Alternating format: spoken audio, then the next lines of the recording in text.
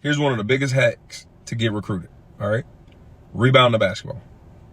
Very simple. Go rebound. Be a dog on the glass. Just go rebound. Rebound everything, all right? He is an animal on the glass. I love the rebound. That's what gets me going. I like more in scoring. Rebounding equals extra possessions for teams. Plays like that will get you minutes on the floor.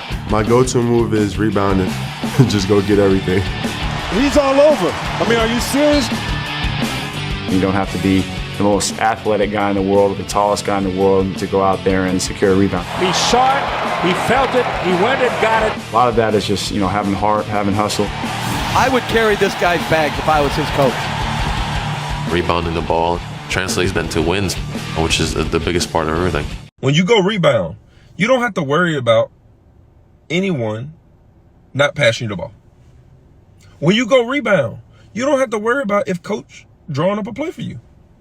When you go rebound, you are probably going to get more minutes because coaches are going to keep you on the floor because you keep getting them extra possessions so they can stay on offense, or y'all can finish your defensive possession with a rebound, right? You have to rebound both ways, both ends of the floor. But be a rebounder. It's hard to not have a guy on the floor or a girl on the floor that rebounds the ball. I think the Worm just doesn't get a lot of credit for how smart he was, how good his basketball IQ was. He did all the dirty work, dove on the ground, took charges, got into people's heads, frustrated them. But the Worm had a very, very good IQ. And a lot of people really didn't know that about him. They just thought he was just a crazy man running around with, all kind of colors in his head. But it was a reason why he fit in with Chicago was because of his IQ. Dennis Rodman didn't care about scoring the ball. Dennis Rodman can go 0 points, but 15 rebounds. He'd take 2 charges, may get 4 or 5 assists. He impacted the game where it's not really in the stat sheets other than the rebounding.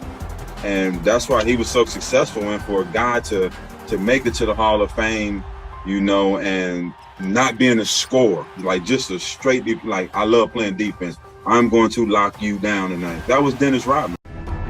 In addition to his 7 all-defensive first-team selections, Rodman also won 7 straight rebounding titles, averaging a staggering 16.7 boards over that span. Quite a feat for a player not much bigger than a shooting guard. Most people think he's 6'9", 260. And Dennis was maybe a half an inch taller than me at 6'6", 220. And he impacted the game a lot bigger. There's Dennis again. He doesn't even have to score a basket to turn a game around with his rebounding ability. You got to throw him in the category of some of the greats like Bill Russell. Rebound Rodman. He's unbelievable at that. Best in the league. Like a Wilt Chamberlain. Rodman's tap is rebound number 34. Because he used to dominate the game just on rebounds alone. Oh, the dandy rebound. That's when you talk to me every practice. Then this all you got to do is this a triangle, this, and I picked it up pretty easy because I knew it. I didn't have to shoot the ball. I just got to get the rebound, play defense, and give it back to the people that need it to score. The main thing I used to marvel how he would stand straight up. He showed no tendency to the butt. That the basics of defense and how you do it.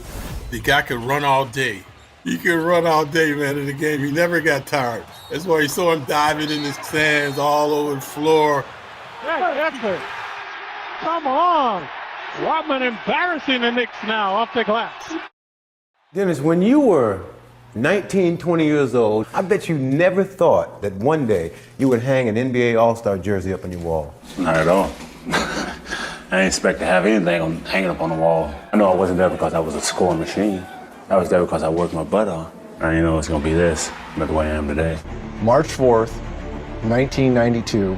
We're an upstart young Indiana Pacers team. They were still the bad boys of the Central Division of the Eastern Conference and champions and so forth. In Detroit, here we are trying to make a name for ourselves. And it was a pretty good game, but Dennis Rodman put on an absolute rebounding clinic. Top of the key, no.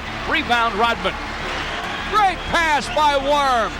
Again, Rodman keeping it alive. How many times does he get his hands on the basketball? His career high, 34 rebounds, 18 of them at the offensive end. We went down in overtime to the Pistons, but it was an unbelievable rebounding performance by the Worm, the great one, Dennis Rodman.